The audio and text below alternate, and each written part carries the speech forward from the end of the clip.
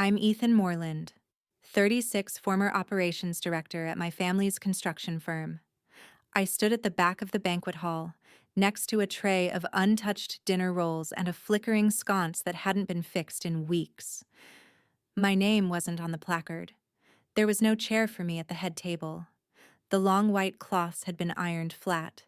Wine glasses gleamed beneath the soft glow of pendant chandeliers, and the family crest our company logo was projected onto a screen behind the podium. My last name, my legacy, glowing in blue and gold, with no seat for me. I adjusted my sleeves.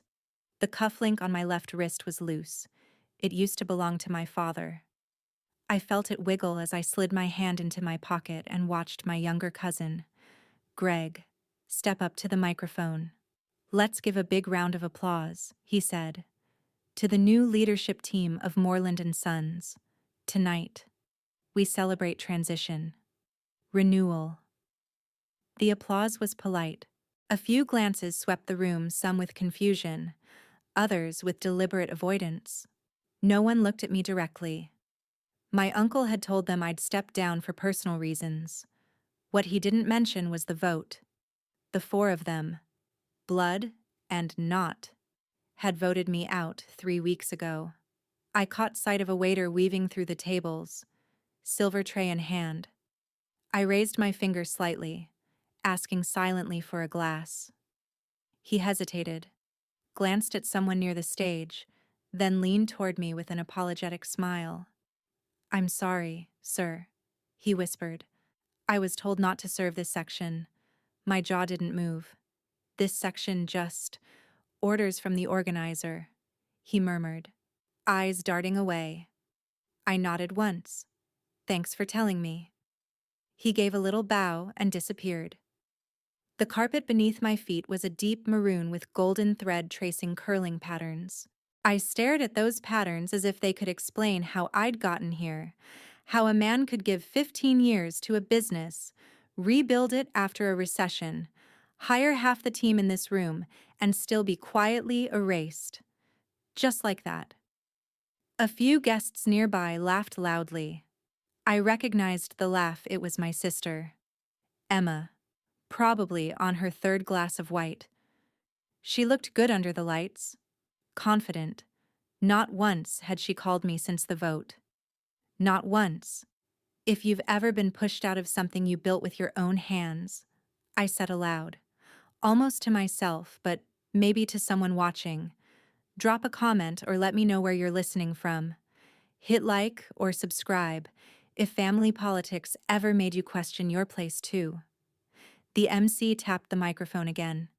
"Now before dessert, we have a special surprise. Someone very important just arrived." Whispers rippled through the room. People turned. Chairs shifted. Then I heard it heels on tile, measured and crisp. I turned and saw her, Ingrid Brandt, CEO of the real estate investment group that owned the majority of downtown's commercial properties, and my silent partner. She walked in wearing slate gray silk and an expression like carved marble. Behind her was her assistant, carrying a slim leather folder. "I was told this is where I'd find Ethan Moreland," she said clearly, voice carrying across the ballroom. Every head turned. I raised my hand, not moving from my spot near the dinner rolls. Ingrid smiled. "Congratulations, Mr. Moreland. The purchase closed this morning. I wanted to deliver the keys myself." She stepped forward and placed a heavy brass key in my hand. Then she turned to face the crowd. "Moreland and Sons," she said calmly, "will now be leasing its headquarters and this banquet hall from Ethan Moreland Properties." The room went silent.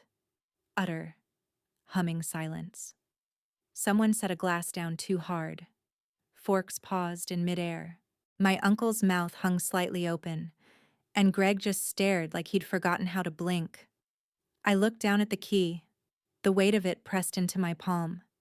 And for the first time that night, every eye was on me. I didn't smile. Not then. I just let the weight of silence do what years of proving myself couldn't. Ingrid gave a gracious nod and disappeared just as quickly as she had come, her heels echoing one last time against the marble entryway. She never lingered, just delivered consequences like clockwork. And I admired that. She was one of the few people who never asked why I was stepping away from the family business. She asked what I planned to do next, and then she made it happen. The chatter returned gradually, awkwardly. I turned and walked out before the room fully remembered how to breathe again. Outside, the night was sharp with winter air. My breath fogged up as I exhaled. I loosened my tie and let the chill cut through me. There was something cleansing about it. The catering staff glanced at me as I passed the service doors, a few of them giving quiet nods. One man tapped his temple as if to say, "Smart play." I didn't respond. I wasn't ready to feel victorious yet. The drive back to my apartment was quiet. I didn't turn on the radio. Just the hum of the engine and the occasional rattle from the passenger seat where a folder full of closing documents rested. 15 properties. One holding company. My name on all of it. And none of them knew until tonight. You'd think it would feel like revenge, like power. But all I felt was tired. It started 6 months ago. Not with the vote, but with the way the conference room started to feel colder. Even in July, with how Greg began scheduling meetings without including me, or how Emma always misplaced emails I never sent. My uncle stopped dropping by my office like he used to. No more jokes. No more casual coffees. Just tight smiles and vague updates. Then came the budget reviews. I'd flagged a red line in the quarterlies twice, and both times Greg explained it away with projected variance. He was never good at covering tracks.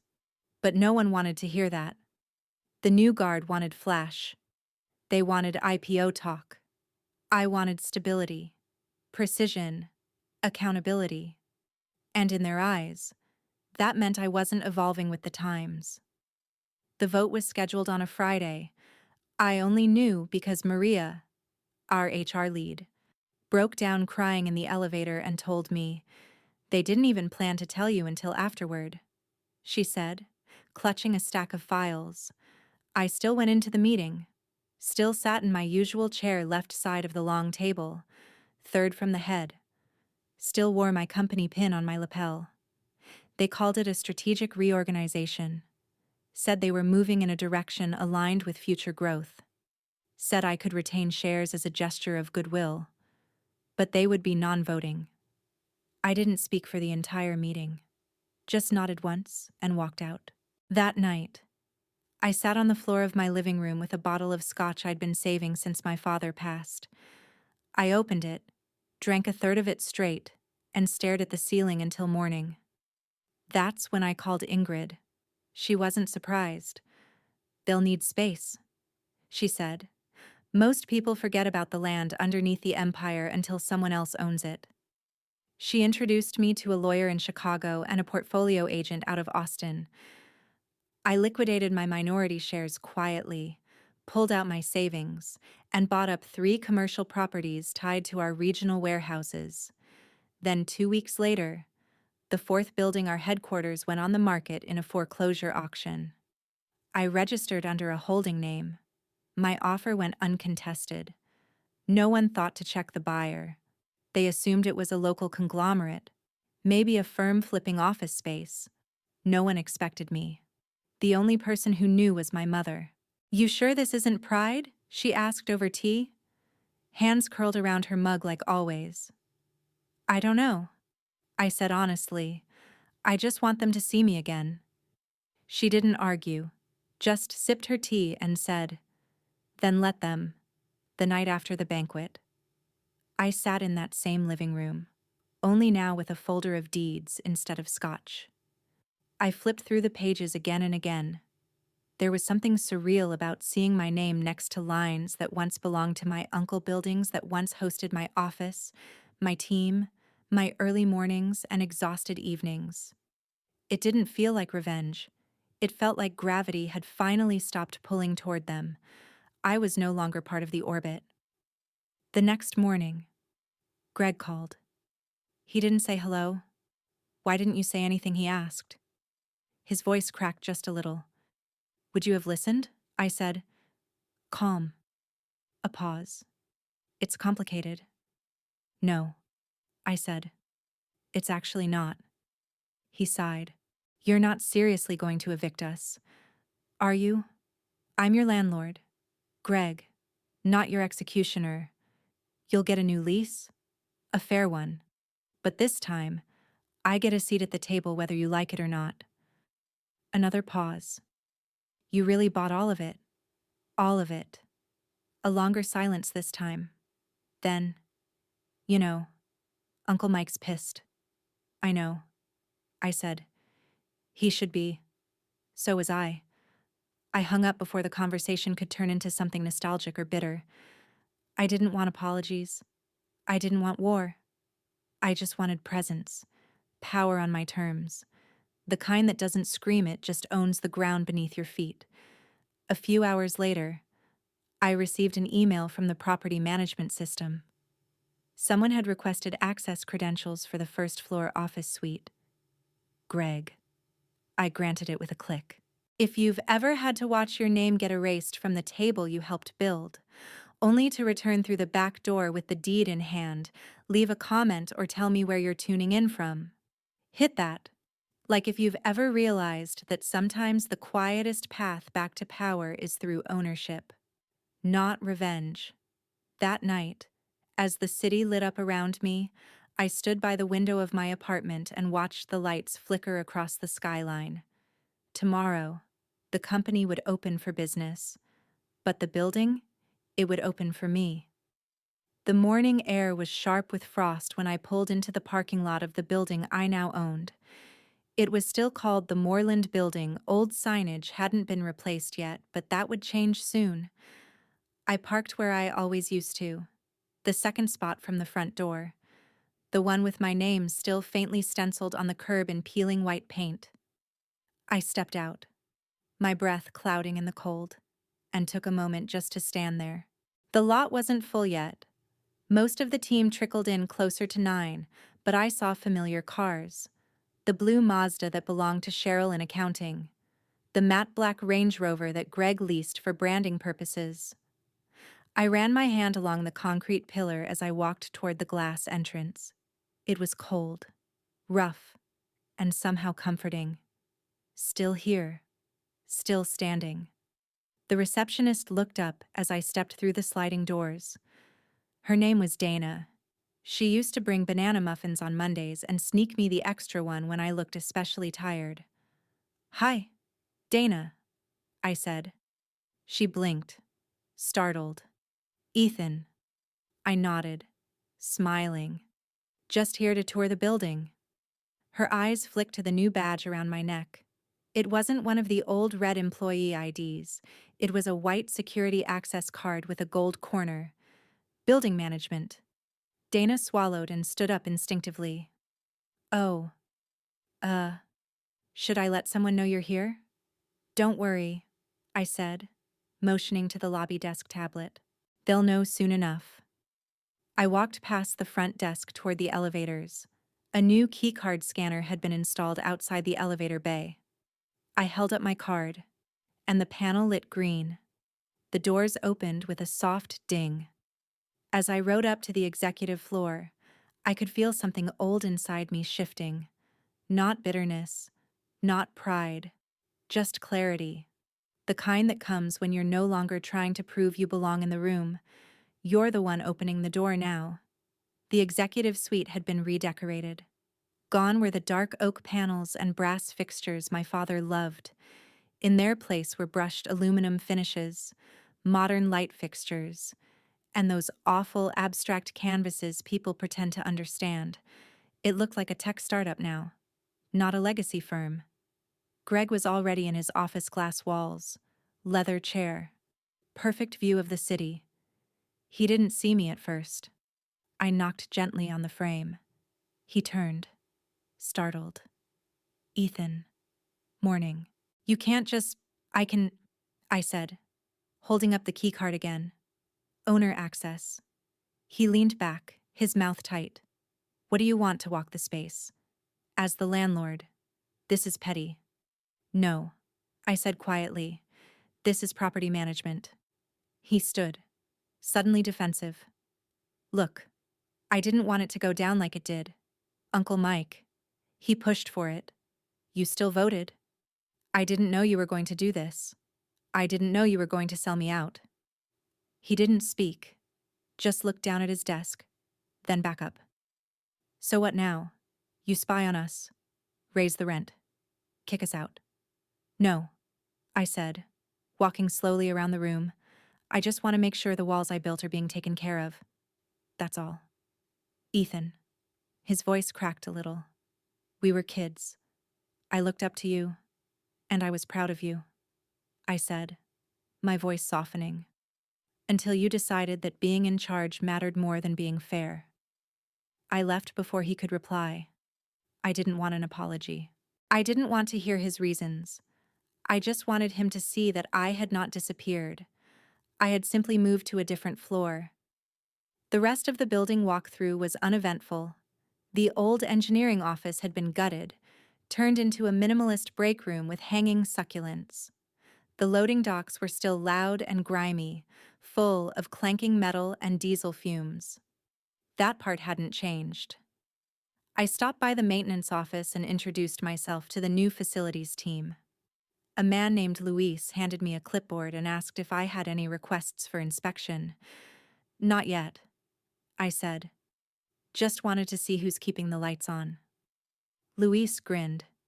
We try. Back home. I sat at the kitchen table with a sandwich and a blank notepad. I didn't know what came next. Technically, I was a real estate investor now, but that still felt foreign. My name was on the lease, but not the business cards. And I wasn't sure if I missed the adrenaline of meetings or the way the office smelled early in the morning printer paper, old coffee, and ambition. The doorbell rang. I wasn't expecting anyone. I opened the door to find Emma standing there, a scarf wrapped around her neck and a look on her face. I couldn't quite read. Hi, she said. Hi, I echoed. Can I come in? I stepped aside and let her pass. She walked slowly through the living room, glancing at the walls, the shelves, the quiet. I forgot how peaceful it is here, she said. I try. She turned. I'm sorry. About everything. I waited. I should have said something. She continued. Should have stood up for you. But I was afraid of losing my role, my place in the company. And now, I don't even recognize it anymore. I sat down on the arm of the couch. You were always good at keeping peace. She laughed softly. Yeah. Turns out peacekeeping is just another word for enabling. We sat in silence for a while. Then she looked at me, her eyes clearer than they'd been in months. So what now, she asked? I shrugged. I don't know. Maybe I keep building. Just different things now. She nodded. Whatever it is, I hope you let people help you this time. I'm trying. She reached into her bag and handed me a small envelope. What's this proposal? She said. Not a business one. Just something I've been writing. About what it means to be cut off from your own name. Thought maybe you'd understand. I turned the envelope in my hand. I'll read it. She smiled and stood. I should go. Greg's panicking. I know. She stopped at the door. You didn't have to do it this way, but I'm glad you did.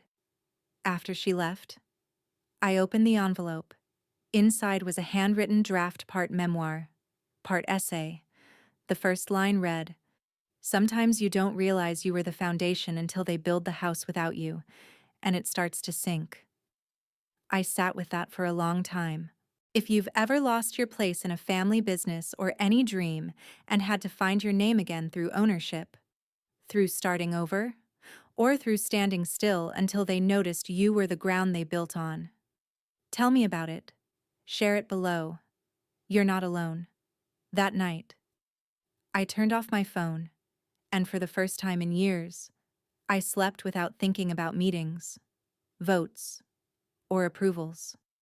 I had the keys, and the silence that comes with being the one who doesn't have to knock. 3 weeks passed before I saw Uncle Mike again.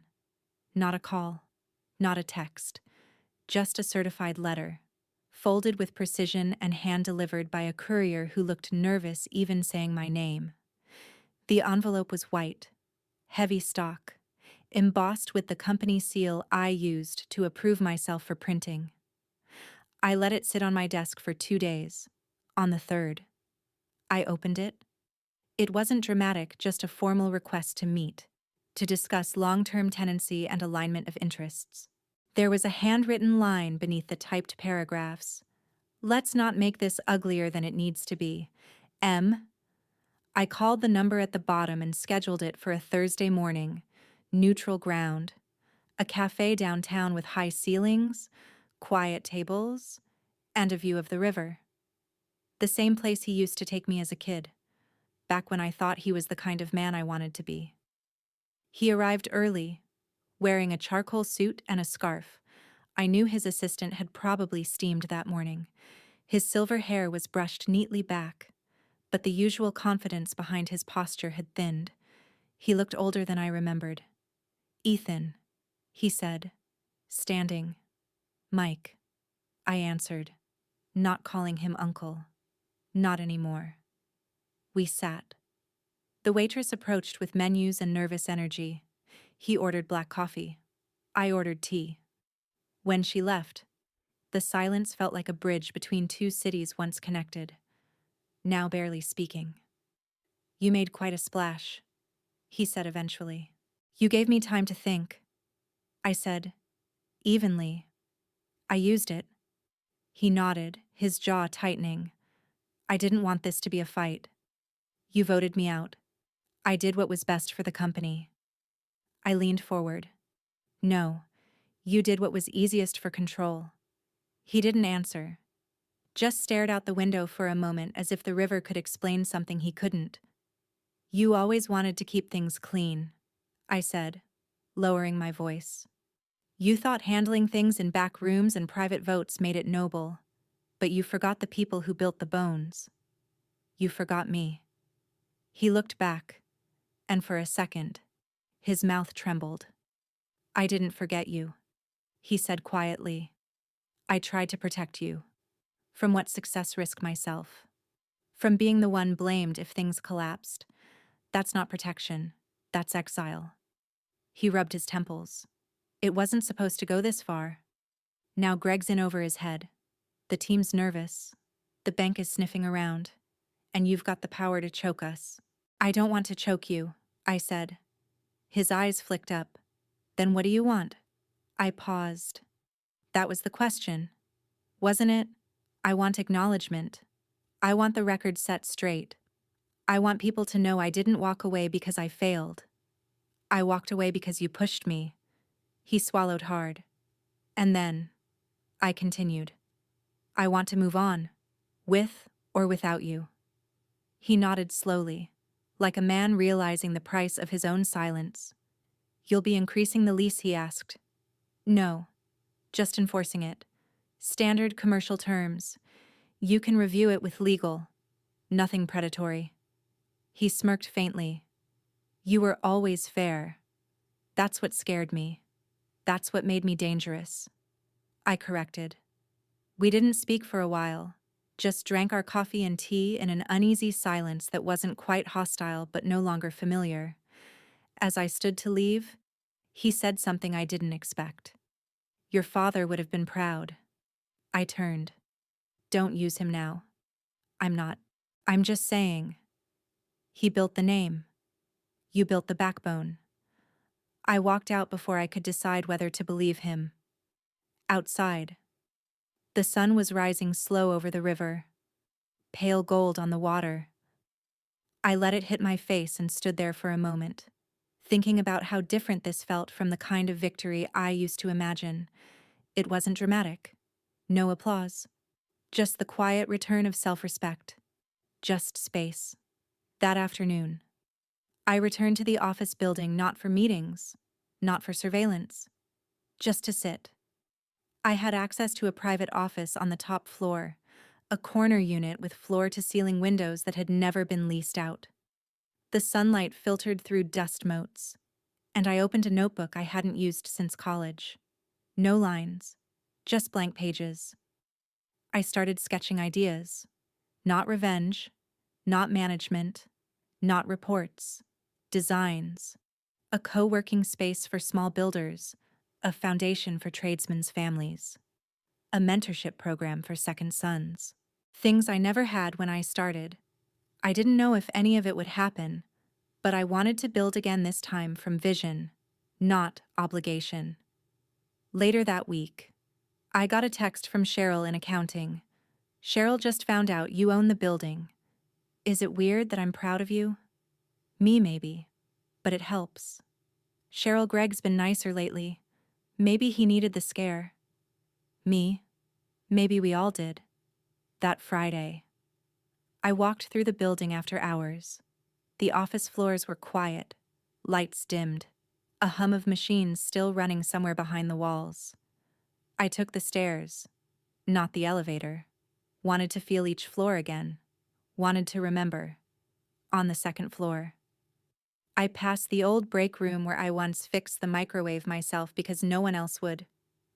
On the third floor, I passed the glass boardroom where I used to draw out emergency cost-saving plans while others left early for dinner. On the fifth floor, I lingered near the fire exit where I once called my mom after a horrible day, whispering into the concrete because I didn't want the team to hear me cry. This building held my fingerprints, even if they'd tried to erase them. I reached the roof. The wind was sharper up there, cold, alive. I looked out at the city, the cranes, the lights, the sound of traffic like blood in the distance. And I thought, this is what it feels like when no one can vote you out. When your name is carved into steel and concrete, not just paper. If you've ever had your voice silenced, your name removed, your place taken from you only to return stronger, quieter, and more permanent, drop a comment. Share your story. You never know who's watching, needing to believe that silence isn't defeat. Sometimes it's just the foundation. I sat on the ledge, legs dangling over the edge, not afraid. Not anymore. The building was no longer just concrete and corridors to me. It had become a kind of diary, each floor a chapter. Each wall still humming with the vibrations of every version of myself I used to be.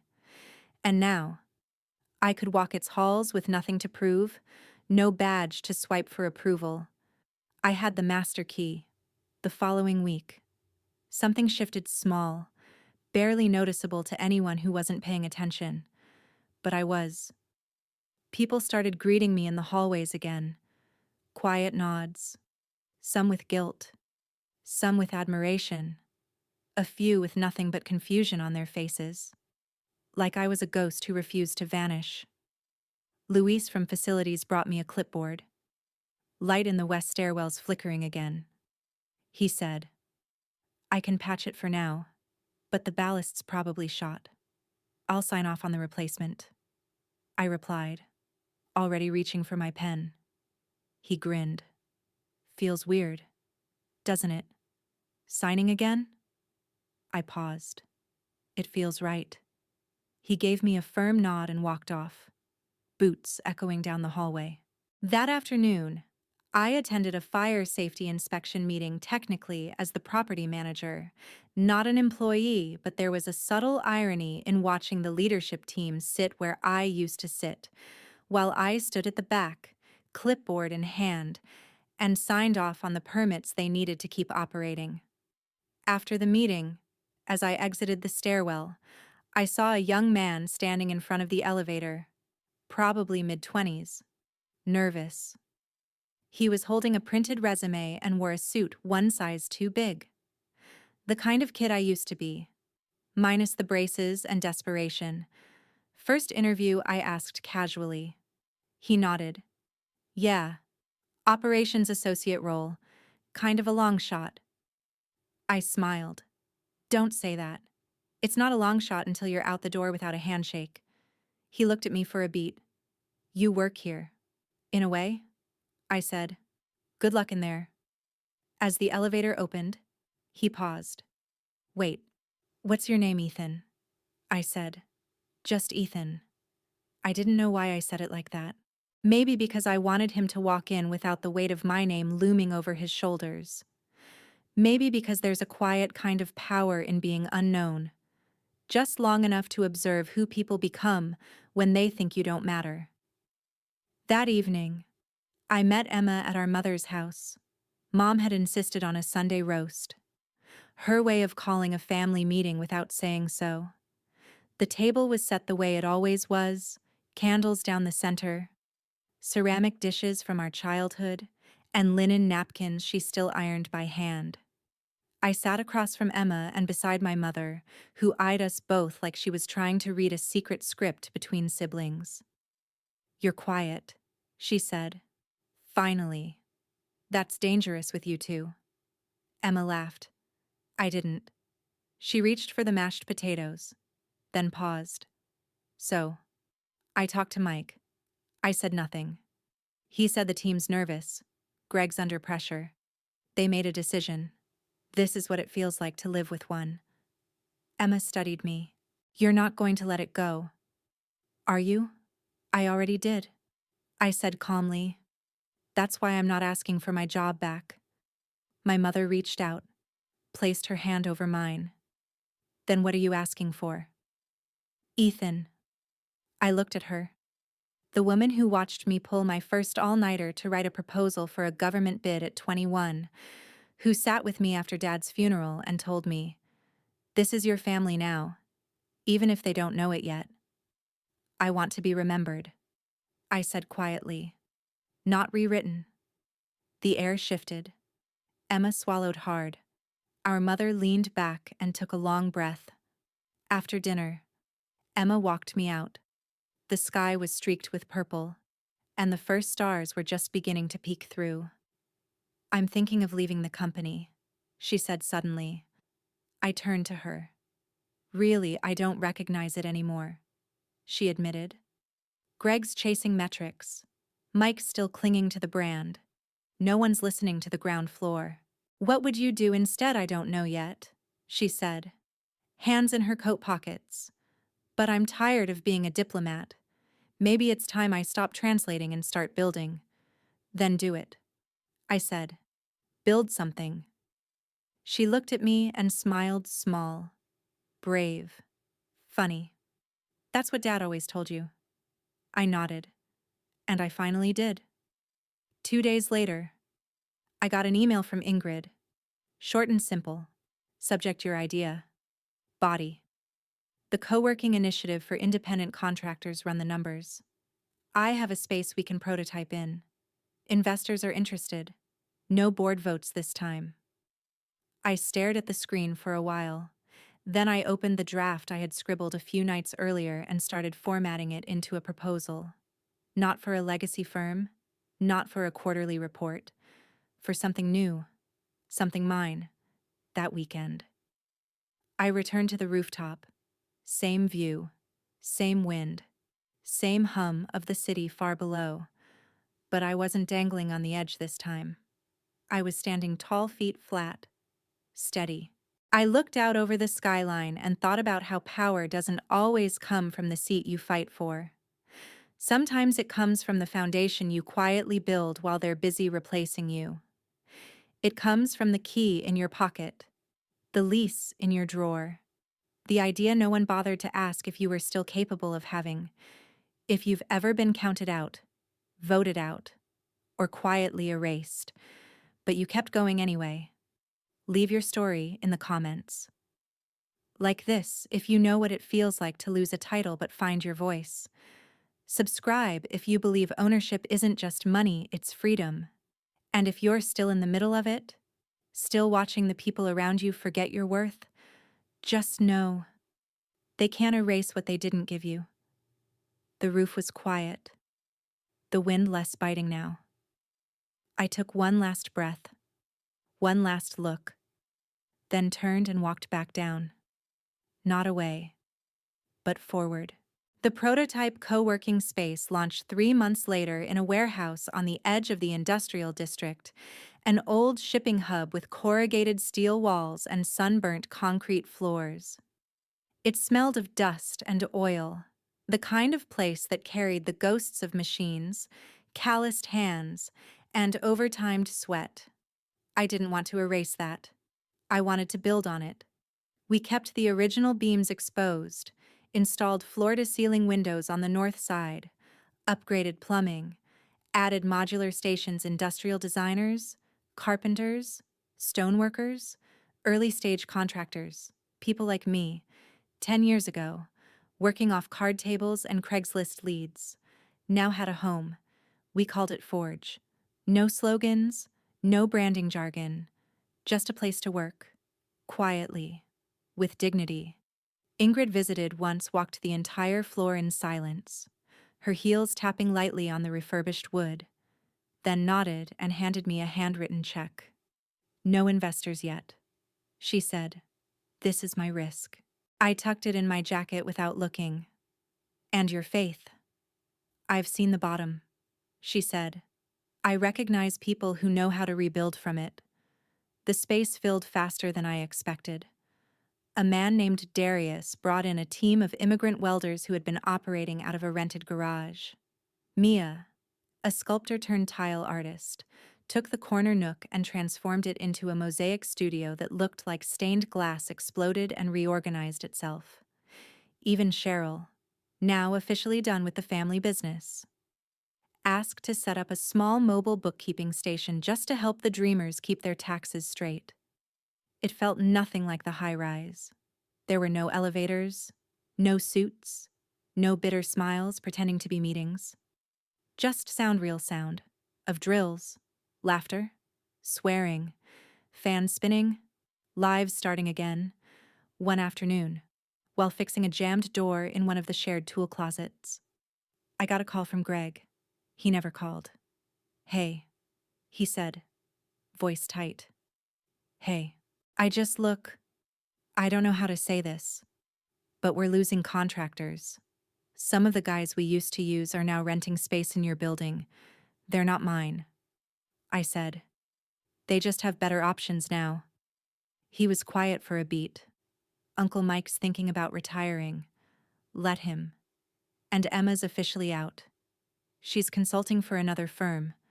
She told me. Silence again. Then I didn't think it would fall apart like this. It's not falling apart, I said. It's being exposed. I didn't mean to hurt you, Ethan. I really didn't. But you did. I know. A pause. Would you ever consider coming back? I let the question breathe in the air. No, I said. But I'd consider offering space to your team if they need somewhere real to work. You'd rent to us, like I said. Greg, I'm not your enemy. I'm just not your shadow anymore. He didn't respond. Just exhaled, then said, good luck with Forge, before hanging up. I slipped my phone back into my pocket and finished fixing the latch on the closet door. It clicked into place with a satisfying thunk. Simple, solid, secure. That evening, a small group gathered in the main room for a shared meal. Not planned, just one person bringing soup, another bringing bread, and a few metal chairs pulled into a circle. I brought old takeout containers full of roasted vegetables I'd made the night before. Someone cracked a beer. Someone else turned on a Bluetooth speaker. No speeches, no announcements, just humans laughing, tired, real. Mia leaned over and asked, "You ever miss the suits?" I shook my head. I miss my dad. But the suits? Never. She smiled. I think he'd be proud of this. I looked around the space-exposed pipes, soft yellow lighting, a child napping in a blanket behind her mother's workbench. The entire thing felt like breath after being underwater for too long. Yeah, I said. Maybe he would. A week later, I returned to the old Moreland building. Not for business, for closure. They were hosting a community event, something about partnerships and sustainability, a half-hearted rebranding effort. I wasn't invited, but I didn't need to be. I still had keycard access, still paid the utilities. I wore jeans and a dark sweater. No one noticed me at first. Then Emma saw me across the lobby and raised her glass. Others followed. Some nodded. Some looked away. I didn't care anymore. Uncle Mike was there, too, standing near the refreshments. His face sagged a little more than before. He looked like a man watching his legacy rust in real time. We exchanged a glance. He didn't come over. Neither did I. I found an empty conference room and walked inside. Closed the door behind me, sat in one of the chairs. The whiteboard still had faint outlines of a cash flow diagram I'd drawn 2 years ago. My handwriting. My markers. I stood, pulled out the marker from the tray. And beneath it, I wrote foundations matter more than faces. I capped the marker, walked out, didn't look back. If you've ever had to walk into a place that once broke your heart just to prove to yourself that it no longer holds your power, drop a comment. Like this, if you know what it's like to outgrow the room that once defined your value. Subscribe if you believe peace is louder than applause. Back at Forge. The next morning, I found a note on my desk. Folded. Anonymous. Inside. Written in neat handwriting. Thank you for building something that doesn't need a surname to matter. No signature. Just that. I pinned it to the corkboard above my desk. Then I got back to work. Because that's what I do now. Build. Without waiting for permission. Without needing a title. Just with my hands. My name. And the ground beneath me. By late spring, Forge had grown beyond anything I'd imagined. We added a second floor, built from repurposed steel stairs and salvaged railing panels, giving the old warehouse a layered feel like it had evolved organically, like it wanted to rise again. We didn't call it expansion. We called it making room. The city began to notice, not in headlines or corporate newsletters, but in smaller, more human ways. A woman who made reclaimed wood furniture out of her garage now had her own corner booth and a 6-month waiting list. A welder who barely spoke English landed a city contract after someone from the planning office wandered in for coffee and stayed to watch him work. Word spread. No ads, no brochures, just hands and grit and open doors.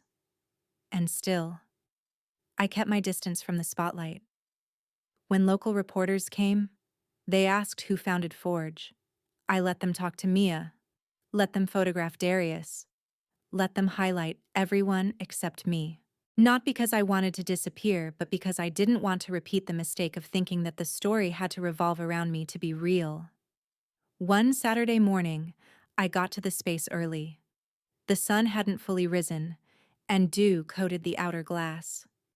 I unlocked the main door, flicked on the lights, and walked across the floor slowly, listening to the hum of silence before the day began. At the far end of the main hall was a new wall we had built out of reclaimed brick. It was bare, deliberately so. And that morning, I brought something to hang. It was a framed photo of my father. Not a posed one. Not his headshot from company brochures. This was a candid photo of him kneeling in the dirt, drawing a foundation line with chalk. Sleeves rolled up. Face sunburned. I had taken it myself with a disposable camera when I was 17, on the day we broke ground on the West Side development. I mounted the frame gently, adjusted it once, and stepped back.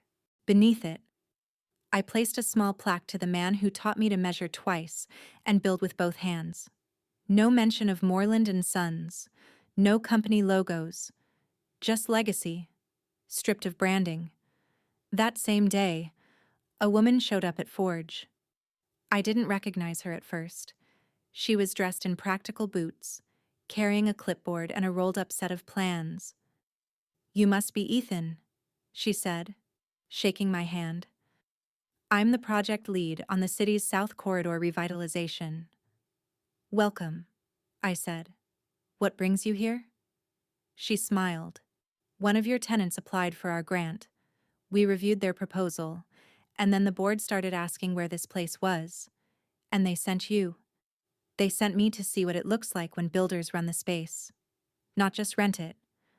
I gave her a tour. No rehearsed speech.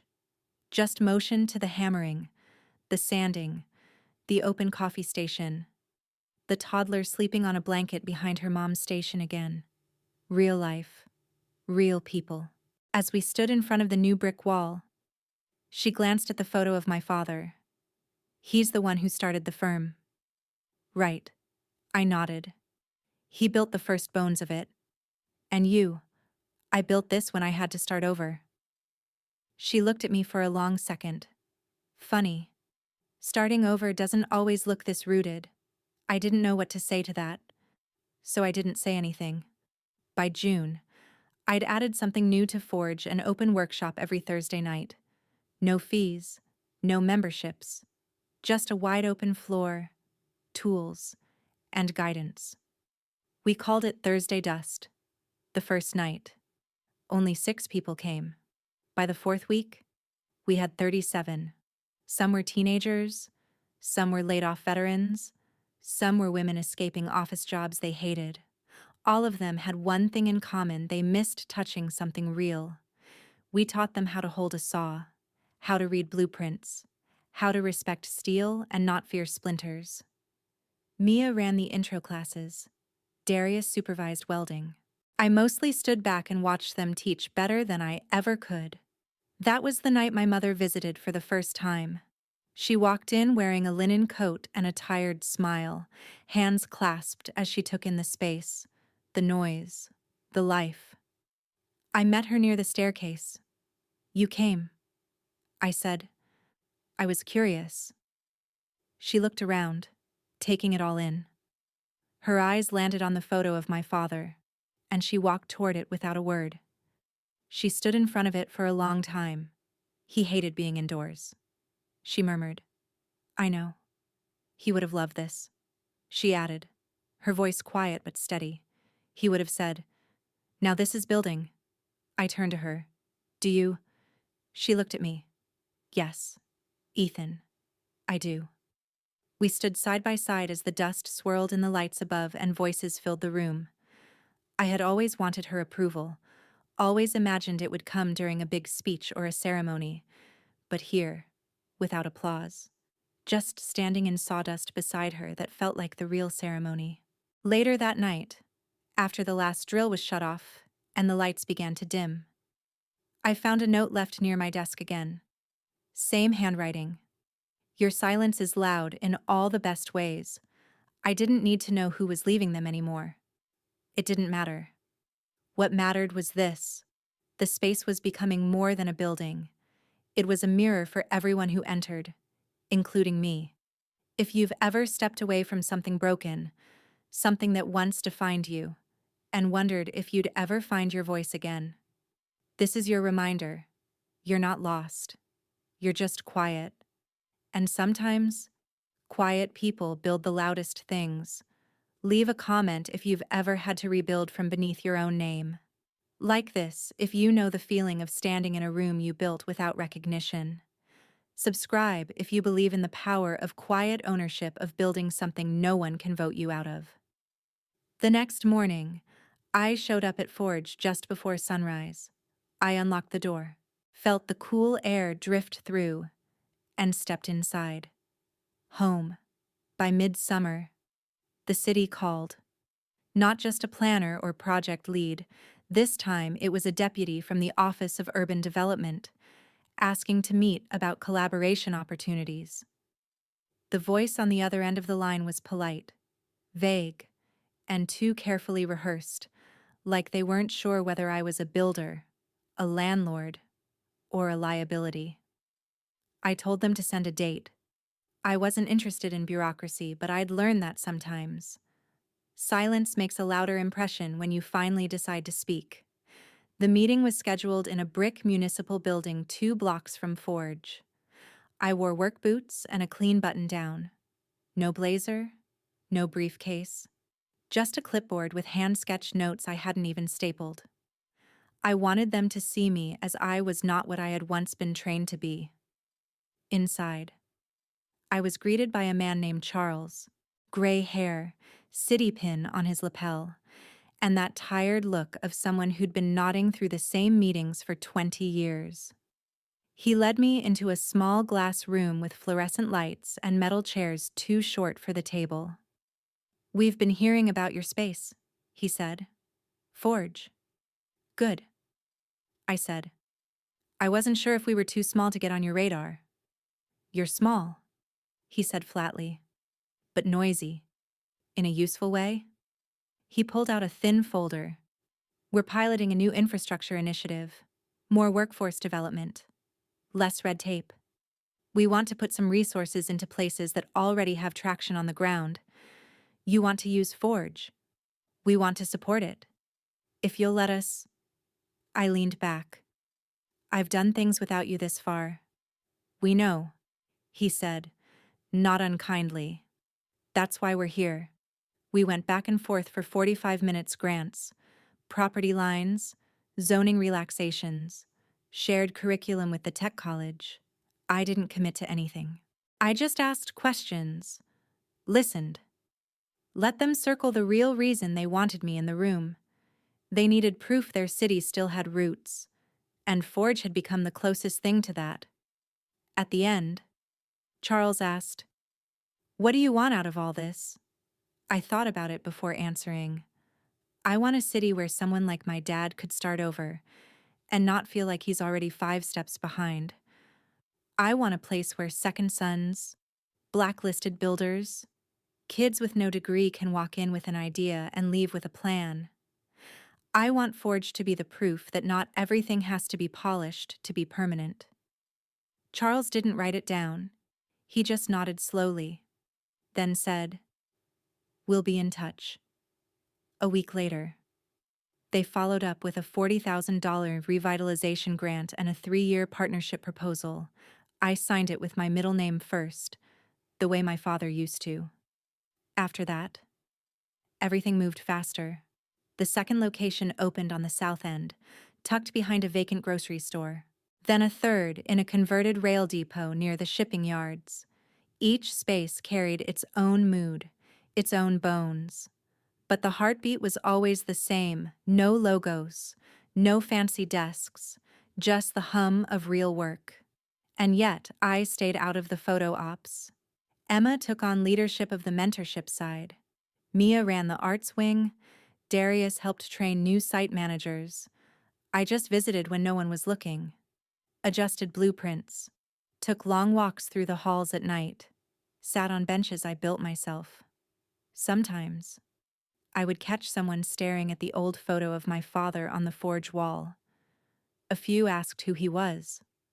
I always said the same thing: the one who started it without knowing he did. Then I'd walk away. But one night, I didn't. I stayed, watching a teenage boy look at the photo, silent and still. He was maybe 16, gaunt, hood up, a tool belt too big around his waist.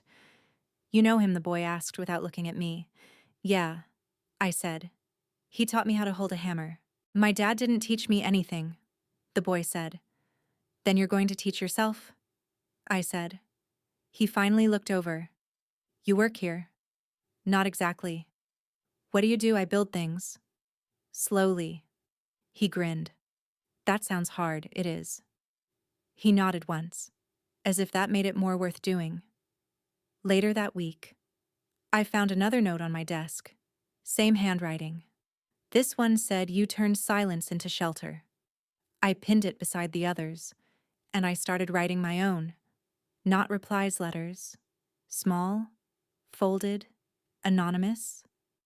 I left them under workbenches, tucked into lockers, slid into apron pockets. "The way you fixed that chair today, your grandfather would have been proud.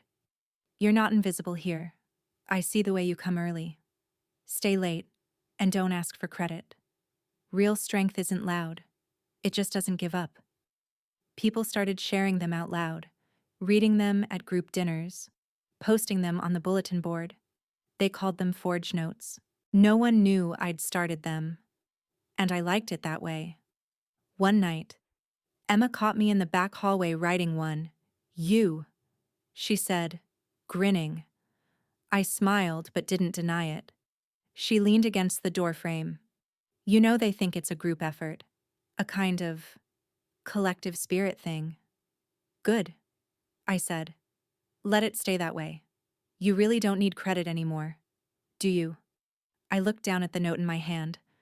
"No," I said. "I just need it to last." The next morning, I arrived early. As I stepped inside, I saw something new pinned to the wall beneath my father's photo. Not a note, a blueprint, drawn by hand. It was titled Moreland Wing Apprentice Hall Proposal. I recognized the handwriting. Emma's. She'd drawn out a plan to build a permanent training center at the forge site for young builders, for dropouts, for the ones who didn't have a place to begin. At the top of the page, in small print, she'd written, "Because no one should be voted out of their future. If you've ever built something not to be seen but so others could find shelter in it, if you've ever let go of the need to be acknowledged because the work itself was the reward, leave a comment. Tell me where you are.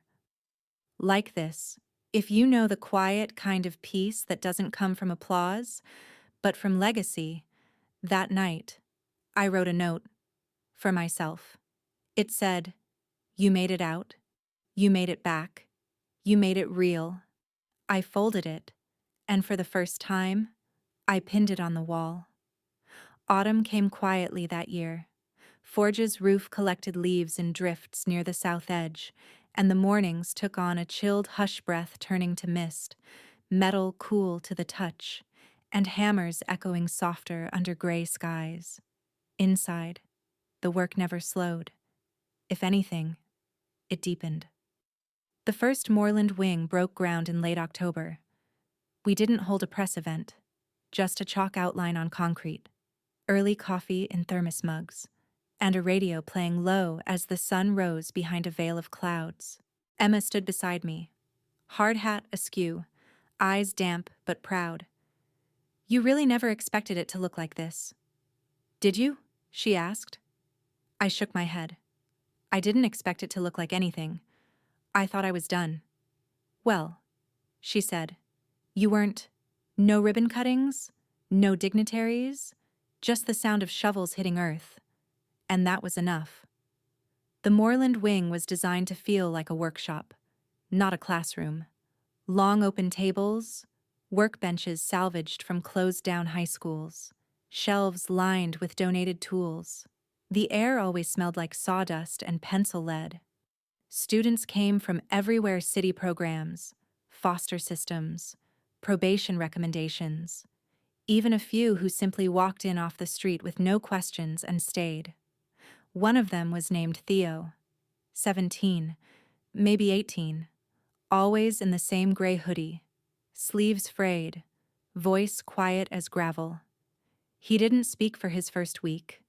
He showed up early, stayed late, refused help but watched everything.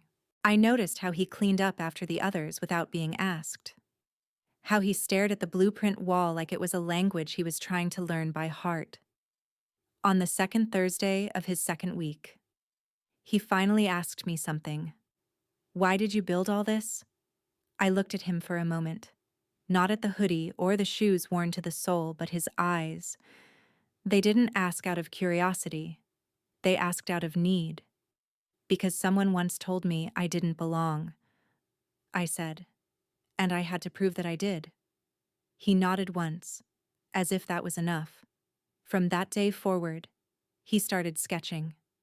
I saw it lined notebook paper tucked under his elbow, corners curled, graphite smudged, floor plans, rough angles, a stairwell with impossible geometry. He had no training, but he had instinct. I showed him how to measure scale one afternoon, just the two of us, over a scrap of plywood on the back table. He didn't speak much, just nodded, absorbed, drew, erased. And a week later, he handed me his first full layout, a tiny home design, compact but elegant.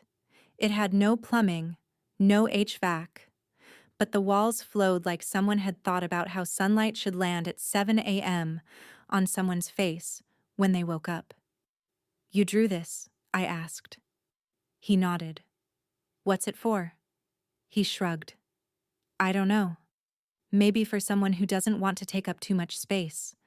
I didn't know whether to cry or to shake his shoulders and tell him he deserved more than a corner of the world. Instead, I said, "This is beautiful. Theo." He didn't smile, but his hands tightened on the paper. I gave it to Mia to digitize. 2 weeks later, we printed it at full scale and taped it to the wall beside the Moreland Wings entrance. Others started adding their own. Designs from the heart. Not school projects, not commissions, just dreams. We called it the Wall of Beginnings. Sometime in November, I got a letter. Not an email. A real letter. The envelope was cream-colored, the handwriting jagged but familiar. It was from my uncle. He wrote, "Ethan, I sold the company. Greg left the state. He didn't say goodbye. That's probably for the best. The buyers asked about the land, about the lease. I told them they could ask you directly. You're the landlord. After all, I don't know if I'm asking for your forgiveness. I don't think I earned it, but I wanted to tell you your father would have hated what I did. And I think about that every day. You made something better than we ever could. Take care of it. Mike." I folded the letter once, slid it into a drawer I rarely opened. I didn't need to reply. Not because I was angry, but because some things don't get answered with words. They get answered with what you choose to build after the storm. December brought rain. The metal roof pinged softly during the evenings, and the cold came in under the cracks of the warehouse walls. We installed better insulation. People donated space heaters. Someone knit blankets for the break room couches. On the last Thursday before Christmas, we held our first forge gathering. It wasn't formal, just warm cider, string lights, and a long folding table covered in mismatched dishes. Darius brought brisket. Emma made her famous lemon squares. I roasted root vegetables again because I still didn't trust myself to bake. Theo came, too. He brought nothing, but he sat between two older carpenters and actually laughed when someone told a joke about miscutting joints. I watched him from the corner, coffee in hand, and felt something gentle land in my chest. Not pride, not victory, just peace. Emma tapped her glass and said, "We have someone to thank tonight. He won't want to be named, but none of this would exist without him. Without his stubborn belief that the people who get pushed out deserve a door to walk back in." Everyone looked at me. I didn't stand. I just raised my cup. Later, when the crowd had thinned and the lights had dimmed, Theo walked up to me. He held something in his hand, a folded note. He didn't speak, just gave it to me, then left. I opened it when I got home. Inside was a single sentence. "Thanks for not needing to be thanked. If you've ever found yourself in the quiet after the applause faded, after the family left, after the door closed behind you and built something not because they asked you to, but because you had to, tell me about it in the comments. Hit like if you've ever walked away from the room they kicked you out of, only to build a better one next door. Subscribe if you believe the loudest kind of healing is the kind that asks for nothing in return." I went to bed that night with that note on my nightstand, and when I woke the next morning, I left it there, because some endings don't need replies. They just need room to be true. January's snow came soft and steady, dusting the warehouse roof in a hush that made Forge feel more like a sanctuary than ever before. Inside, the heaters buzzed gently, Boots lined up by the door, gloves drying on hooks, the smell of coffee and sawdust mixed in the air like a strange kind of incense, familiar, honest, grounding.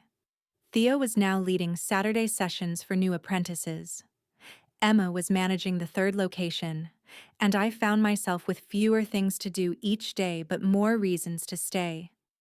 That's the quiet secret of building something you never plan to keep for yourself. The more people it reaches, the less it belongs to you. But instead of that feeling like a loss, it feels like a release, like letting something breathe.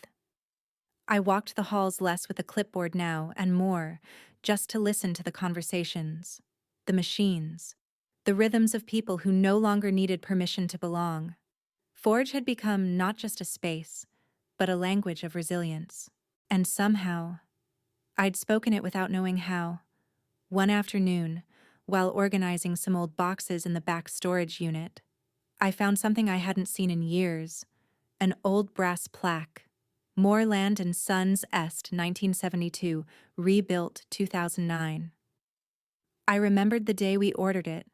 We had just moved into our new building after the expansion, and Uncle Mike insisted the plaque go right near the front desk. Legacy matters, he said. I had believed that once. I sat with it in my lap, fingers brushing across the letters. The edges were tarnished, the back dotted with glue residue. For a moment, I thought about tossing it in the scrap bin. It wasn't the name that mattered anymore. It never really was. But then I stood up, carried it to the front of the Moreland wing, and mounted it just outside the door, not in memory of the company, but in honor of everything that had been broken, and then built again. People asked about it now and then. I never gave the same answer twice.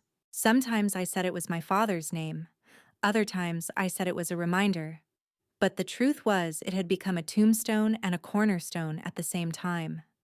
That spring, I received an email from a foundation I'd never heard of. They'd read about Forge in a community development report. They wanted to feature our story in a documentary series on American resilience. I declined the first request, then the second. On the third, I wrote back, "You can tell the story, but I don't need to be in it. Tell them about the people who kept showing up. That's the real story." They agreed. The documentary aired in May.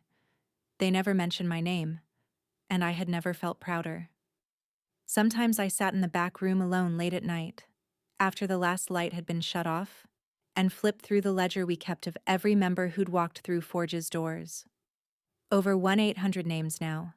Some had moved on. Some had started businesses of their own. Some still came every week. Each name felt like a line in a book I hadn't meant to write, but somehow had.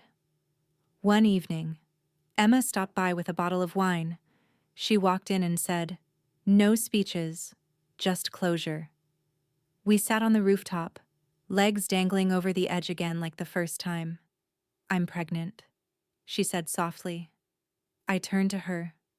"Wow," I whispered. "Congratulations." She smiled. "I'm terrified. You'll be incredible." She looked out at the skyline. "You ever think about what Dad would say if he saw all this?" I took a breath. I think he'd ask for a tour. Then he'd grab a wrench and fix something crooked without telling anyone. Emma laughed. We drank quietly, the city lights flickering below. "Ethan," she said after a long pause. "Are you okay now?" I turned to her. "I don't think I'll ever be what I was before they voted me out. But that's not a wound anymore. It's just a seam." She nodded slowly. Then maybe it held together better than we thought. When she left, she kissed my cheek. It felt like forgiveness with no need for words. That night, I walked alone through every room of Forge, touched every doorknob, checked every light switch, not because anything was broken, but because I wanted to say thank you to the space, to the work, to the silence that had let me grow.